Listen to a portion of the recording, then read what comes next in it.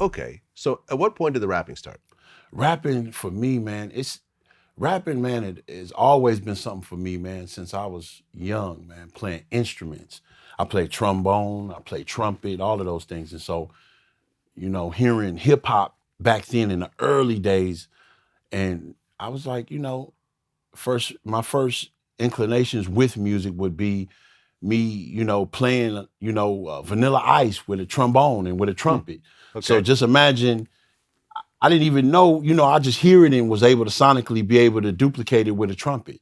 And so from there, then I just started freestyling and freestyling with little homies of mine. And from there, it just stuck. It just felt natural.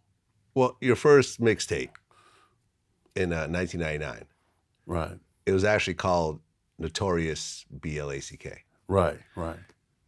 And at that point, were you already being compared to Biggie with the way you rap? I mean, obviously with that name, I'm assuming that you Right. were. Right. Well, I don't remember that mixtape being called that. It was a bunch of songs that we had recorded. Ah, And so once I recorded those songs ended up, it was like a bunch of songs that I ended up cutting for a demo. So uh-huh. it wasn't that I named that mixtape Notorious Black.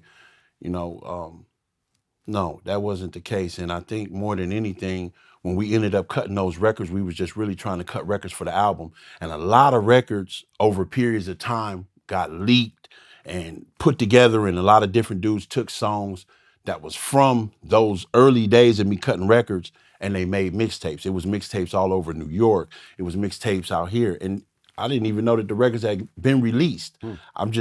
We cutting records. So I think I cut 100 records for that album.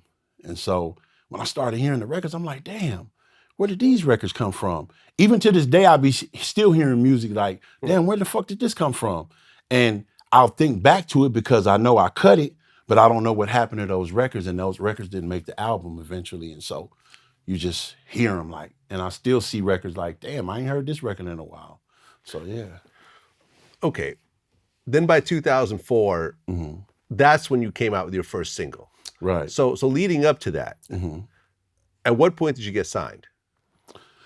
I want to say it had to be late 2003, early 2004, around that time, but it was prior to that single being released. And I probably had been signed, I want to say about 6, 8 months because we was cutting a bunch of records or whatever now. So yeah, I was signed. Okay, Yeah. that was to Virgin Records. Yeah. Yeah. Okay, and I guess right before you signed, Hmm. your girlfriend died Yeah. Yeah. from meningitis. Yeah. Yeah. She died of spinal meningitis. Wow. How Um, old was she? she was like 20, about 2021.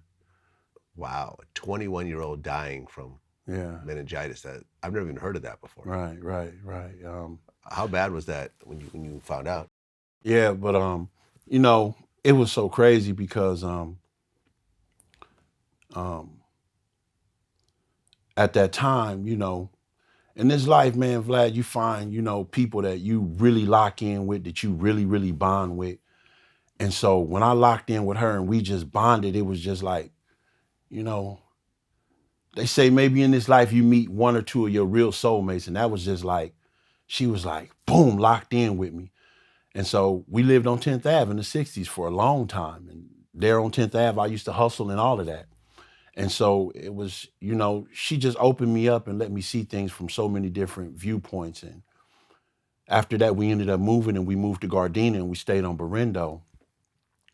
And she worked for this little place, where it was kids that, that had disabilities and, had autism and so forth. And usually, she would just carry her lunch to work and, she would always have her food there. But this day she drank out of a cup. And so when she drank out of that cup that day, whatever it was on the cup, meningitis, usually your stomach's acids kill it, but it passed. And the same fluids that's on your spine is the same fluids that's on your brain. Huh. So unfortunately, the stomach acids didn't kill it. And I remember when she came from work, she said, I just had this terrible headache. She started screaming. So I ended up calling the paramedics and so forth. And so they came. And so when we got her to the hospital, they did tests and they did a spinal tap to pull the fluid. and they said that she had spinal meningitis. And I was like, yeah, well, how serious is it, doc? And they was like, um, there's 3 types. There's tuberculosis, there's bacterial, and then there's viral. And she has the worst one, which is viral. And with viral meningitis, only your body can kill it. Only your body. So no matter all the antibiotics that they putting through her body, only she can kill it. So eventually, she stopped. She wasn't able to feel her legs. And I kept asking, rubbing her legs with oil and everything. And I'm like, yo, what's going on, Keisha? She was like, I can't feel my feet. I can't feel them. I was like, press your feet against my hand and everything. And she could never really, yeah.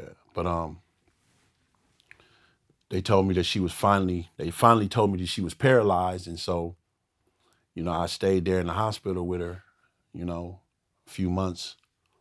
And she finally succumbed, Yeah. That's tough. So Yeah. you were actually there seeing the whole process. Yeah. Yeah. That's a tough one. Yeah. Especially so young. Yeah, she was really young, man. But if you would have knew her and seen her and how she moved, she was a rider for real. And not only that, but she was a real person on every level. And to be able to share that with somebody, man, is very, very rare in this life. Very, very rare. Yeah. To have somebody to really be, close with. And she really believed in me, and she told me that all of the possibilities was there for me. And she, I used to sit there and all the time write and be like, yo, what you think about this? And she was like, anything you want to do, you can do it. And she passed away prior to me getting a record deal. So yeah. Sad. I mean, to have something, such a great moment, on one side, and then the tragedy on the other side, it made it kind of bittersweet, I'm sure. Yeah, man, because, she used to see me sitting out there on 10th Ave, and I used to be freestyling. I used to be freestyling with the homie, just freestyling. And so she would always just tell me, like, your opportunity gonna come, Black, your time gonna come. You just gotta keep staying, doing it. And so, when you living, you ain't making no rap money, so you trapping. And that's what I was doing. I'm trapping. I'm full-fledged with it. So at that time, I would be, in it for real. So yeah.